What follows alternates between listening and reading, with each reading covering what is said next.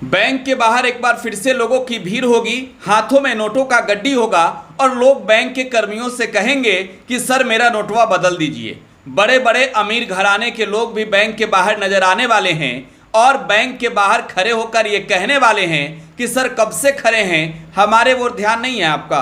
अमीर से लेकर फकीर तक सब लाइन में लगने वाले हैं, क्योंकि सरकार ने जो फैसला लिया था 2016 में, वो फैसला अब आरबीआई ने लिया है। हम बात नोटबंदी की कर रहे हैं और नोटबंदी 2016 में जब केंद्र की नरेंद्र मोदी सरकार ने किया, जब देश के प्रधानमंत्री नरेंद्र मोदी ने लाइव आकर ये कहा था कि अब देश में 500 और 1000 के नोट नहीं चलेंगे, तो लोगों को बड़ा झटका लगा था। झटका इस बात के लिए नहीं कि पैसे अधिक हैं, झटका इस बात के लिए कि बैंक के बाहर लाइन में लगनी होगी। बड़े बड़े व्यापारी तो सीधे बैंक से कनेक्टेड होते हैं, वो बैंक में जाएंगे और अपना काम कर लेंगे, नोट बदल लेंगे। लेकिन वो लोग जिसे नहीं जानते हैं बैंक के अधिकारी वो कौन हैं, वो लोग नहीं जानते हैं कि आखिरकार हमें आगे अब क्या करना होगा।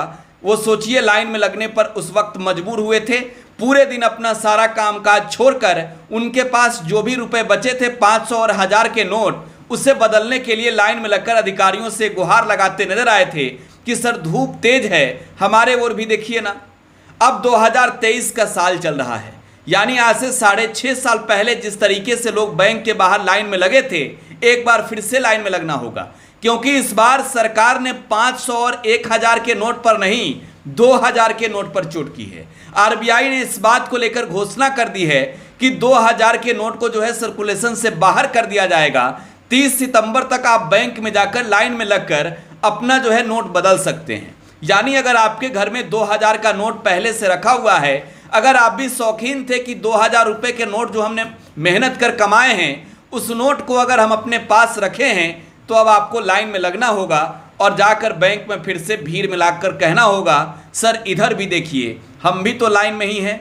आपको ये जानना जरूरी है कि सबसे पहले जब अंग्रेजों का शासन था, तब अंग्रेजों ने देश में जो है वो नोटबंदी की थी।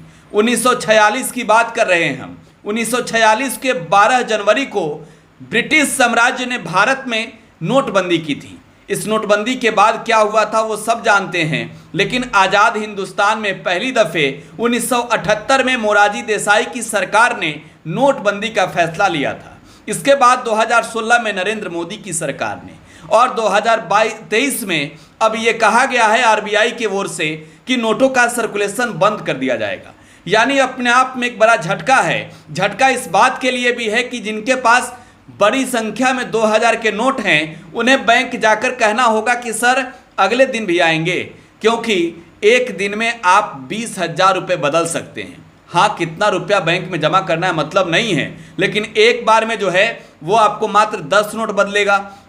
लेकिन सबसे बड़ी बात यह है कि बैंक के बाहर जो लाइन होगी, बैंक के बाहर जो लोग खड़े होंगे, वो एक बार फिर से गुहार लगाएंगे।